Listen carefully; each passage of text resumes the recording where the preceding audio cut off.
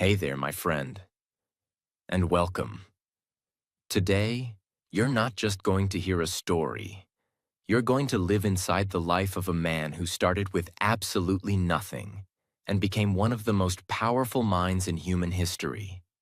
This is the true story of a poor boy who had no college degree, no money, no fame, and no special help from anyone. But he changed the world with his curiosity, discipline, courage, and unstoppable mindset. His name was Benjamin Franklin. This is not just a history lesson. This is a life lesson. By the end of this story, you will learn how to believe in yourself when no one else does, how to train your mind like a genius, how to build something meaningful from nothing, how to turn your pain into power. And yes, you will also improve your English by listening to one of the greatest true stories ever told. So get ready, because this is not just a story. This is your transformation. Let's begin. Part 1. The Beginning of a Legend. 1706. Benjamin Franklin was born on January 17th, 1706 in Boston, Massachusetts. A time when America wasn't even a country yet. It was just a collection of British colonies. He was the 15th child in a family of 17 children. Yes, 17. His father, Josiah Franklin, was a soap and candle maker.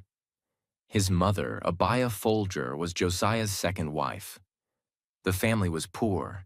They lived in a small, crowded house. There was no electricity, no schools like today, and no comforts. Every child had to work. Benjamin grew up surrounded by noise, work, and struggle. He had no toys, no luxuries, just books, chores, and curiosity. Benjamin's father wanted him to become a priest, so he sent him to school. But after just 2 years, the family couldn't afford to pay for school anymore. Benjamin was pulled out of school at age 10. Most people would give up, but not Ben. Even without school, he started teaching himself. He would read anything he could find, old books, newspapers, pamphlets. He especially loved books about science, philosophy, self-improvement, and how the world works. He used to borrow books and read them late into the night with a candle. He wasn't rich in money, but he was rich in hunger to learn. At age 10, Benjamin started working in his father's candle shop. He hated it. He didn't want to spend his life melting wax and dipping wicks. He wanted something more. His father noticed that Ben didn't enjoy the work, so he allowed him to try different trades. Eventually, at age 12, Benjamin became an apprentice to his older brother James, who owned a printing shop. This was a big turning point. In that small, dusty printing shop, Benjamin discovered his love for writing and words. He began reading and learning faster than anyone around him. He learned how to use a printing press, write articles, edit content, and express ideas powerfully. James started a newspaper called The New England Courant, one of the first independent newspapers in the colonies. Benjamin wanted to write for it, but James wouldn't allow him. He thought Ben was just a kid, so Benjamin did something brilliant. He created a fake name, Silence Doe Good, pretending to be a smart middle-aged woman. He secretly wrote 14 letters and slipped them under the print shop door. They were published in the newspaper, and readers loved them. Everyone wanted to know, who is this Silence Doe Good? When James found out it was Benjamin, he was furious. He felt jealous, angry, and embarrassed, and their relationship began to break. Eventually, at age 17, Benjamin ran away from Boston to escape his brother's control. Benjamin had no money, no job, no connections. He left everything behind and walked over 300 kilometers to Philadelphia, sleeping on boats, begging for food, and surviving any way he could. He arrived in Philadelphia tired, dirty, and alone. He had only a few coins in his pocket, but he also had a mind full of ideas, a hunger to learn, a heart full of courage. No one knew it yet, but that boy who walked into Philadelphia would become one of the greatest men in world history. As he entered the city, tired and lost, he stopped at a bakery. He had 3 pennies. He bought 3 big rolls of bread, even though he couldn't eat them all. He walked down the street with 1 roll in each hand and 1 under his arm, looking like a funny, awkward boy. That's when a girl named Deborah Reed, standing at her front door, saw him for the first time. She laughed quietly. She didn't know that this hungry, strange-looking boy would one day become famous across the world, and one day, even her husband. Ben asked around and got a small job at a local printing shop, run by a man named Samuel Keimer. He worked hard, but he also watched, listened, and learned faster than anyone. Ben had a sharp mind, fast hands, and an unstoppable desire to be more than just a worker. He was disciplined. He woke up early. He read at night. He saved money. He practiced writing, logic, and public speaking in private. He didn't just want to earn money. He wanted to build his mind. Ben created his own reading schedule and read books on science, philosophy, politics, human behavior, business, ethics, religion. He didn't waste his evenings. While others played cards or drank in taverns, Benjamin would go home and read, write, and reflect. He believed, an investment in knowledge pays the best interest. At age 21, Ben started something revolutionary. He formed a group called the Junto, a club of young working-class men who loved to read, think, and talk about big ideas. They met every Friday evening to discuss books, problems in society, inventions, ways to help the community, business and self-improvement. He built a community of learning long before schools were accessible for all. The Junto helped inspire libraries, schools, hospitals, and social change in Philadelphia. Ben wasn't just growing himself. He was lifting others. After gaining experience and saving money, Benjamin left Keimer's shop and started his own printing press with the help of a loan from a friend. This was risky. He was still young and unknown, but he had vision and skill. Soon his printing business started to grow. He printed pamphlets, legal papers, books, government contracts, and his own writing. Ben didn't just want profit. He wanted to print useful, meaningful ideas. In 1729, Benjamin Franklin bought a struggling newspaper called the Pennsylvania Gazette. Under his leadership, it became one of the most popular newspapers in the American colonies. He used the newspaper not just for news, but to share science, educate people, fight corruption, inspire thinking, and even make people laugh with clever humor and satire. Ben had turned ink and paper into power. In 1732, Benjamin created a small yearly publication called Poor Richard's Almanac. He wrote under the pen name Richard Saunders. It included weather forecasts, jokes, puzzles, advice, famous quotes, morals and life lessons, money-saving tips, wisdom about life, success, and character. Some of his legendary sayings: early to bed and early to rise makes a man healthy, wealthy, and wise. Well done is better than well said. Lost time is never found again. A penny saved is a penny earned. The almanac became a massive hit, printed for 25 years, selling thousands of copies every year. It made Ben famous, rich, and respected. But more than that, It made the average person smarter. Benjamin eventually married Deborah Reed, the same girl who once laughed when she saw him walking with bread rolls years ago. Their marriage was not perfect, but it was real. They raised 2 sons and a daughter together. He now had a home, a business, and a growing legacy. But Benjamin Franklin was not finished. He had already become a successful writer, printer, businessman, and thinker.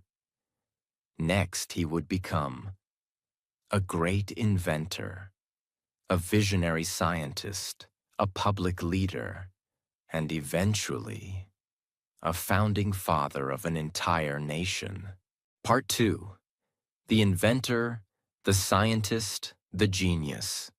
Benjamin Franklin was now a well-known writer, printer, and thinker in Philadelphia. But he was never satisfied. He didn't just want to make money. He wanted to understand how the world works. Most people in their 30s or 40s settle down. Not Franklin.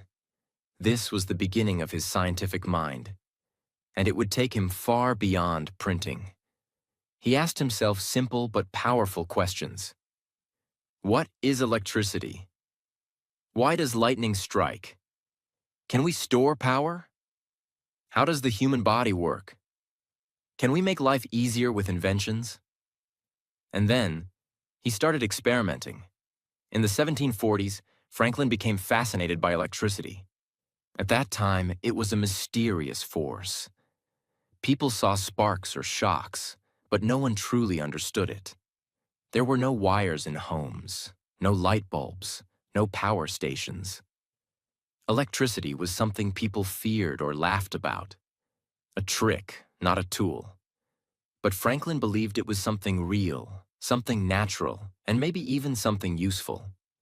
He began performing experiments with glass rods, metal keys, Leyden jars, early batteries, silk cloth, wires and bells, static charges from rubbing materials.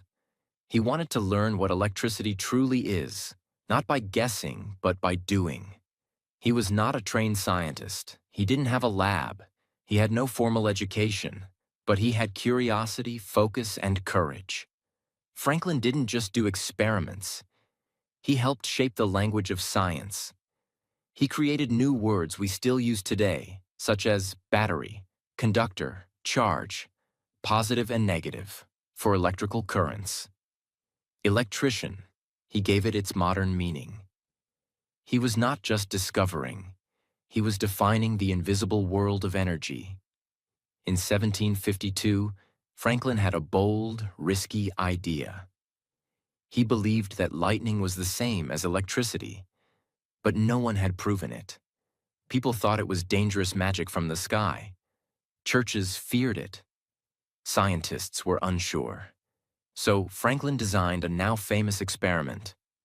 He flew a kite during a thunderstorm. But this was no ordinary kite. He attached a metal key to the string. The string ran through a silk ribbon for insulation. He held the string inside a safe, dry area, not out in the storm, as many people wrongly believe. As lightning passed through the clouds above, the key sparked, proving that lightning was pure electricity. This moment changed science forever. He could have been killed, but his careful setup saved him. And now, the world knew. Electricity is real, it's natural, and we can understand it. This made Franklin an international scientific celebrity, even before America was born.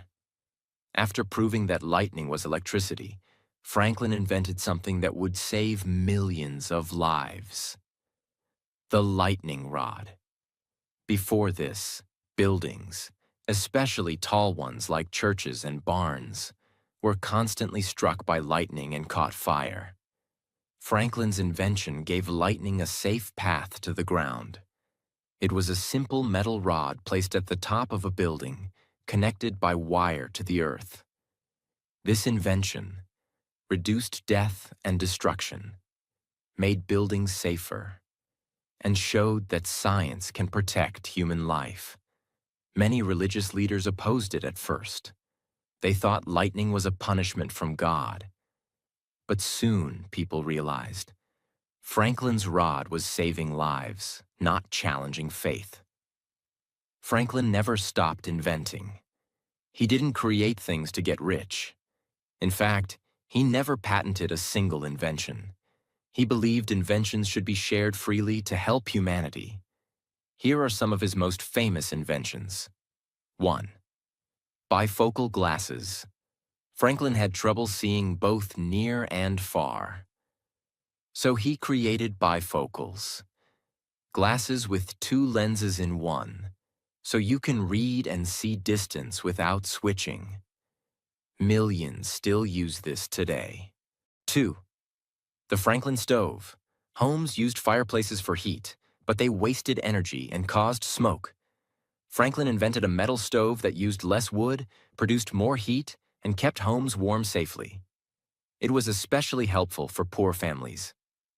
3. Swim fins, flippers. As a child, Franklin loved swimming.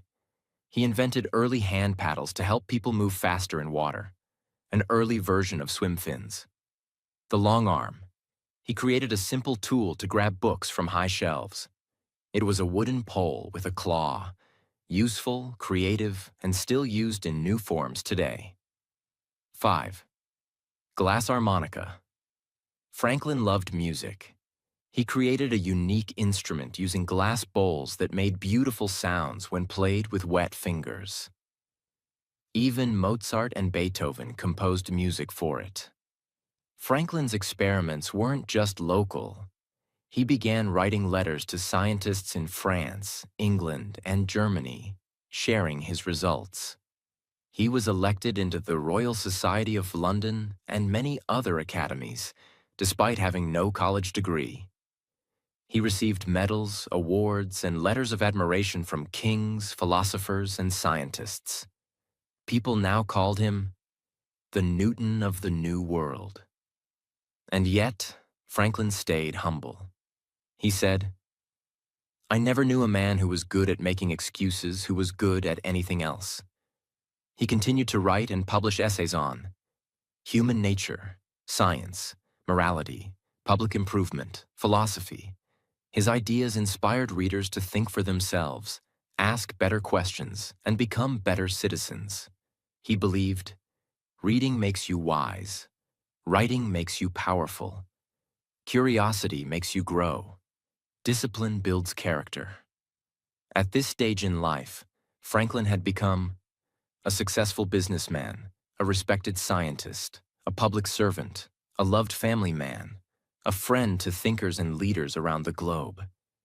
And yet, his biggest role was still waiting. He would not just invent machines or words. He would help invent a new nation.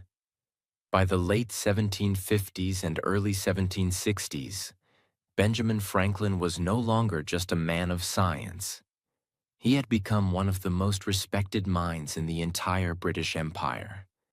He had built a successful business, discovered the truth about electricity, created inventions that helped millions, written books and essays that shaped thought, connected with global leaders, kings, scientists, and thinkers. But he was about to face a new chapter, a chapter where his mind and his courage would be tested like never before.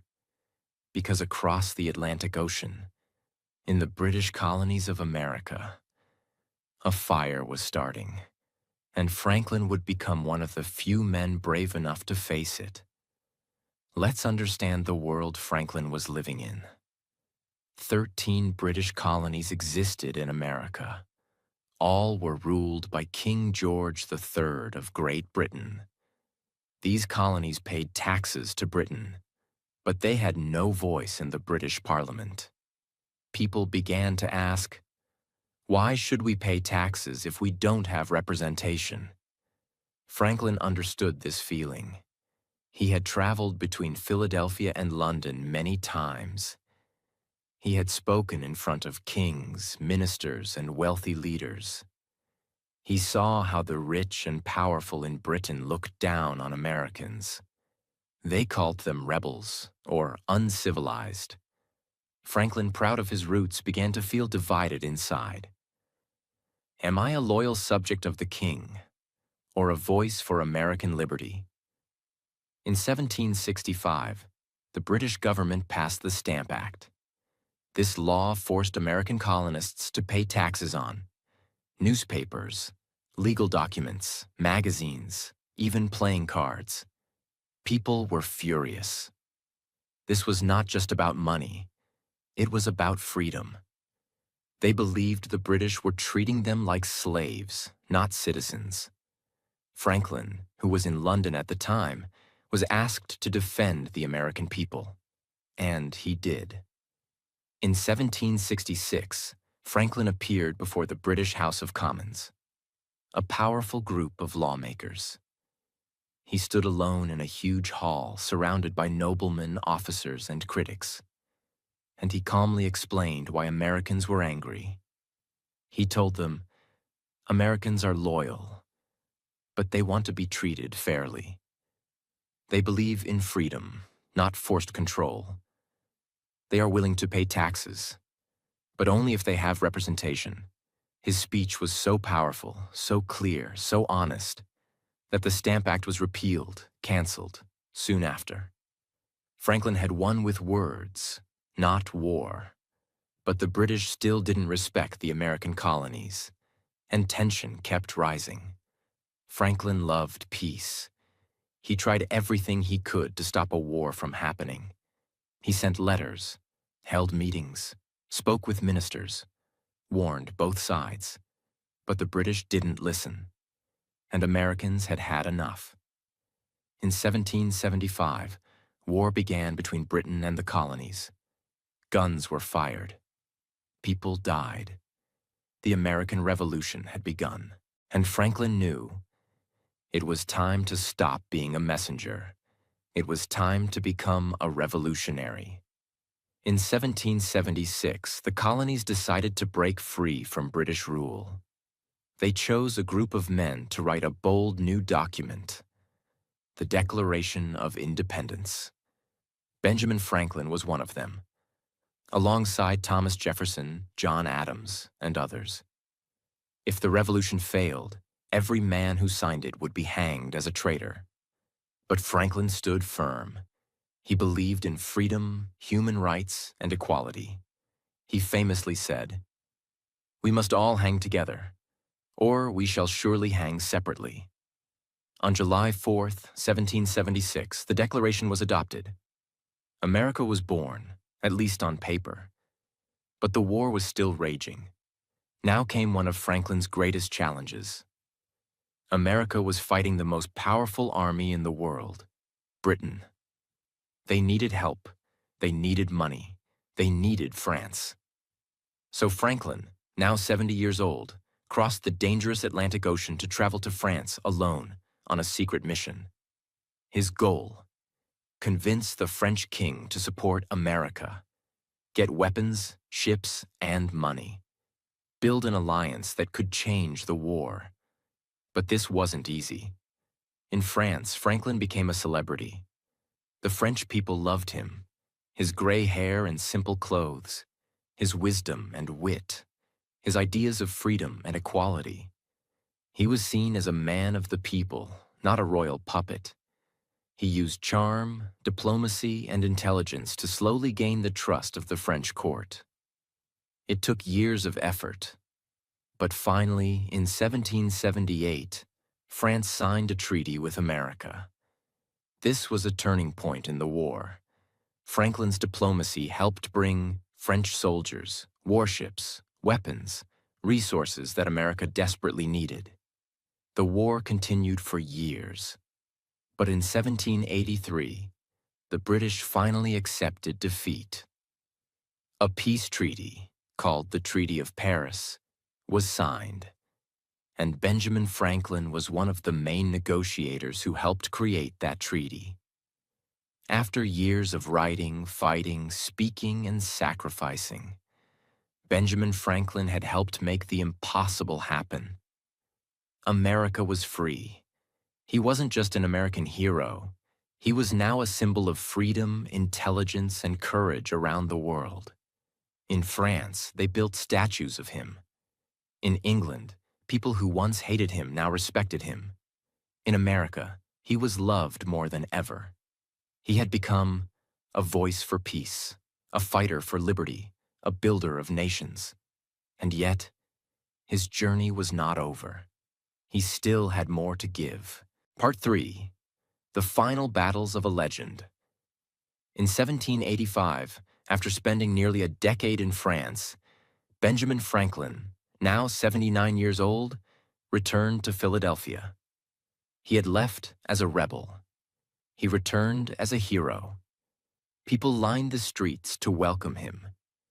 There were cheers, parades, and celebrations. For many Americans, Franklin was the most respected man alive. But the country he returned to was still new, fragile, and full of problems. There was no strong government. The 13 colonies were now 13 separate states, with different currencies, laws, and interests. There was no national bank, no real unity, and chaos was starting to spread. Benjamin Franklin knew that winning freedom was only the first step. Now came the harder task: building a nation that could survive. In 1787, leaders from across the states gathered in Philadelphia to fix the broken system. This meeting would become one of the most important events in world history: the Constitutional Convention. Its purpose was to create a document that would unite the states, protect freedom, establish laws, and guide future generations.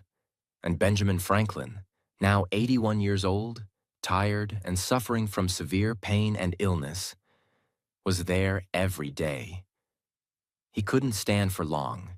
He couldn't walk without help. He was often in agony. But he showed up. He sat quietly, listened carefully, and when he spoke, the room listened. He didn't fight or argue. He used wisdom and calmness to bring unity among men who often disagreed. And when it was time to sign the Constitution, Franklin, the oldest delegate, said something powerful. "I consent to this Constitution because I expect no better, and I am not sure it is not the best." He reminded everyone that no system is perfect, but unity is more important than pride. His signature was added, the Constitution was adopted, and America now had a government, a structure, and a future. Most people don't know this. In his later years, Benjamin Franklin became a powerful voice against slavery. At a time when it was common, even among other founding fathers, to own slaves, Franklin spoke openly and bravely about its evil. He had once accepted slavery like many others. But in his old age, he changed. He saw the truth. He became the president of the Pennsylvania Society for promoting the abolition of slavery, and he wrote powerful essays calling for the end of slavery, freedom for all people, education and opportunity for former slaves. He believed, justice will not be served until those who are unaffected are as outraged as those who are. Even as his health was failing, he fought for human dignity and equality. This was not politics. This was his heart. During these final years, Franklin also worked on something deeply personal, his autobiography. He didn't write it to show off. He wrote it to teach others how to live better lives. In it, he shared his humble beginnings, his mistakes and failures, his routines, goals, and lessons, his 13 personal virtues for self-improvement, his philosophy on life, learning, money, relationships, and character. It became one of the most read and loved autobiographies in history. Even today, Leaders, thinkers, and learners all over the world read it too. Learn discipline, build good habits, train their minds, and grow from within. His message was simple. You don't need to be born rich to become great. You need curiosity, discipline, and the desire to serve others. By 1789, Benjamin Franklin was in constant pain. He suffered from gout and kidney stones. He couldn't walk. He was often confined to bed. But he never complained. He continued to write letters, share wisdom, and support leaders like George Washington, who had just become the first president of the United States. Franklin was now almost 84 years old. He had lived a life longer than most ever could in his time. But more than that, he had lived a life that meant something. In 1790, just weeks before his death, Franklin wrote one final letter to the U.S. government. He called for the complete abolition of slavery in America. It was a final act of courage, honesty, and humanity. Even on his deathbed, Franklin was still fighting for justice. On April 17, 1790, Benjamin Franklin died peacefully in his sleep. He was 84 years old. The news of his death spread around the world. In France, thousands of people marched in silence to honor him. In America, church bells rang, streets were silent, and tears were shed.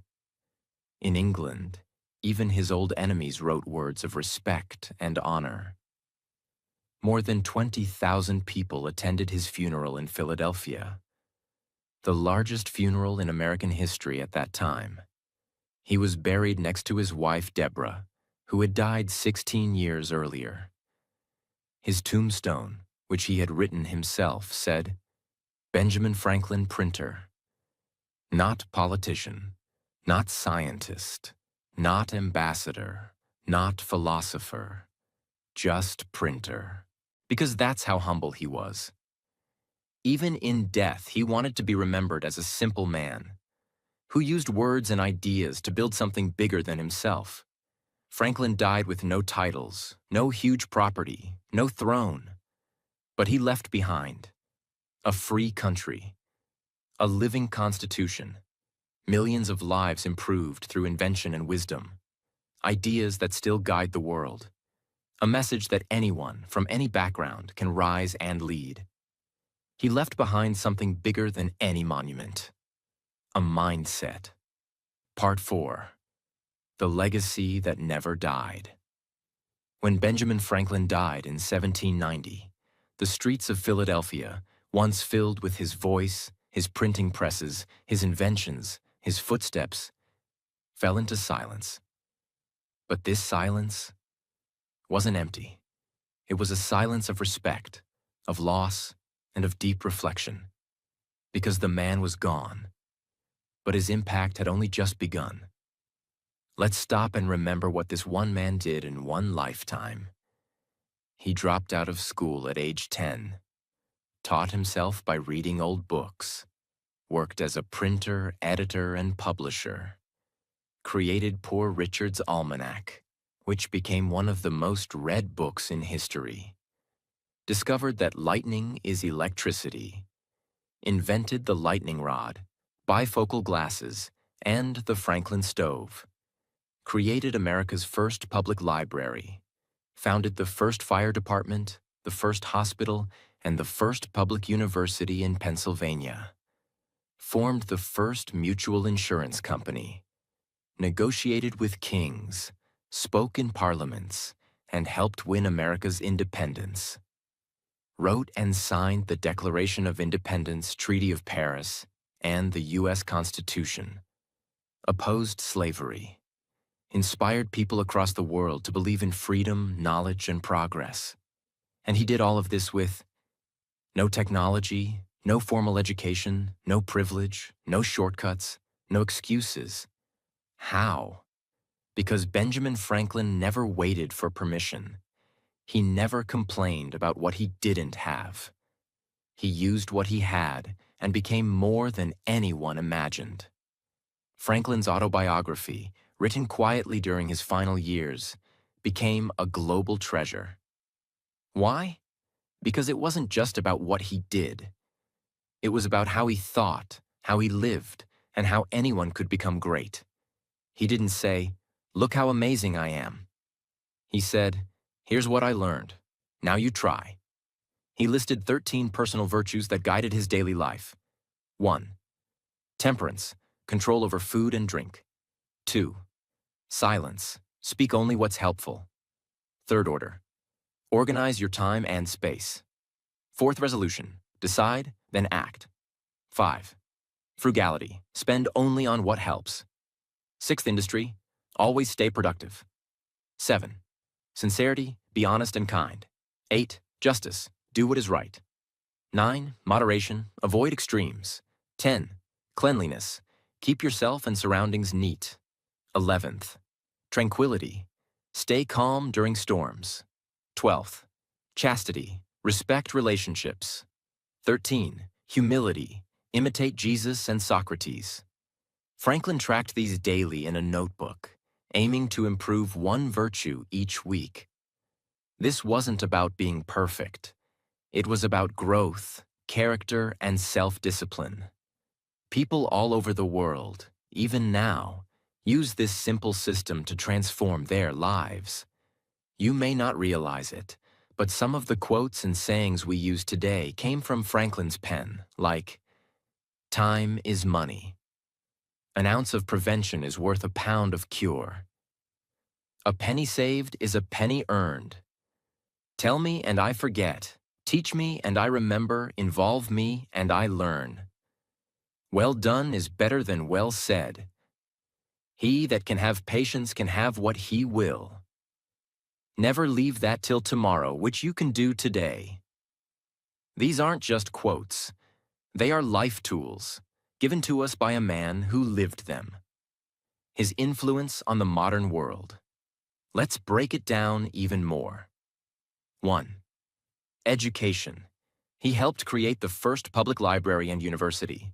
Today, millions have access to knowledge because of his belief in free education. 2. Science. His work with electricity led to the discoveries that gave us light bulbs, circuits, batteries, power plants, and more. 3. Freedom. He helped write the documents that created the United States of America, the most powerful democracy in the world. Values. He proved that you don't need money to be rich in ideas. You don't need a degree to become a genius. You don't need status to make history. Even today, you'll find his name on schools, universities, cities like Franklin, Tennessee, bridges, libraries, monuments, and most famously, on the U.S. $100 bill. Why the $100 bill? Because he represented value. Not just money, but mental value, moral value, and human value. He earned his place there not through power, but through principle. Franklin once wrote, "If you would not be forgotten as soon as you are dead and rotten, either write things worth reading or do things worth writing." These are not just tips. These are real principles from a real life, lived with discipline, courage, and purpose. Each lesson is explained in simple English, so even beginners can understand and feel the power. 1. You don't need to be born rich. You just need to stay curious. Franklin was born in a poor family with 17 children and had to leave school at age 10. But he became a genius because he never stopped asking questions. He wanted to understand how things worked. He wanted to learn, not for marks, but for meaning. Lesson. Curiosity is more powerful than money. Never stop learning. 2. Read more than you talk. Franklin became wise because he read constantly. He borrowed books, read at night, and absorbed ideas from others. Even as a teenager, he didn't waste time gossiping. He read about the world. Lesson. If you want a better life, fill your mind with better thoughts. 3. Don't wait to be perfect. Just start. He started writing when no one believed in him. He published articles under a fake name. He ran away from home with nothing and figured life out on the journey. Lesson: you don't need all the answers to begin. You just need to begin. 5. Create value before you chase money. He never chased wealth first. He chased usefulness, printing wise ideas, inventing helpful tools, serving the people. Money followed him because he created things people needed. Lesson: become valuable, and value will chase you. 5. Speak less, do more. He believed in action, not just big talk. He said, "Well done is better than well said." He never wasted words. He used his energy to build, write, create, lead. Lesson: don't try to impress people. Impact them by what you do. 6. Track your habits. Improve yourself daily. Franklin created a personal system of 13 virtues and tracked them every day. This helped him stay disciplined, focused, honest, strong. Lesson: success is not one big act. It's small, good habits repeated daily. 7. Stand for what's right, even if you stand alone. He stood for freedom, truth, and human dignity, even when it was unpopular. He fought against slavery. He risked his life by signing the Declaration of Independence. He spoke truth to kings and stayed loyal to the people.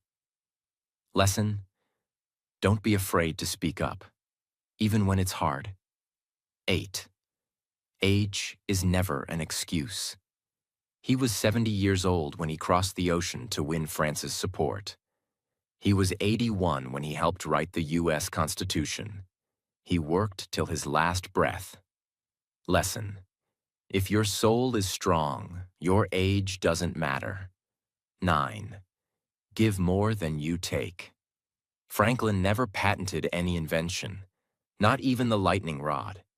He believed inventions were meant to serve humanity, not make him rich. He gave his knowledge freely. He gave his life fully. Lesson: the more you give, the greater your legacy becomes. 10. Leave behind more than just money. Leave wisdom. Franklin didn't leave behind a mansion. He left behind a nation, a mindset, and a model for living wisely. His legacy lives through ideas, virtues, and the example of self-made greatness. Lesson: live in such a way that your story becomes someone else's inspiration. You've heard the story of Benjamin Franklin. Now the question is not, how great was he? The real question is, what will you do now? You are not too poor. You are not too late. You are not too weak. You are not too uneducated. You are not too broken. You are powerful. But you must believe it and build it like Franklin did. Start with what you have. Build with what you know. Learn from your mistakes. Serve others. Wake up early. Be useful. Create more. Complain less. Stay curious. And keep going.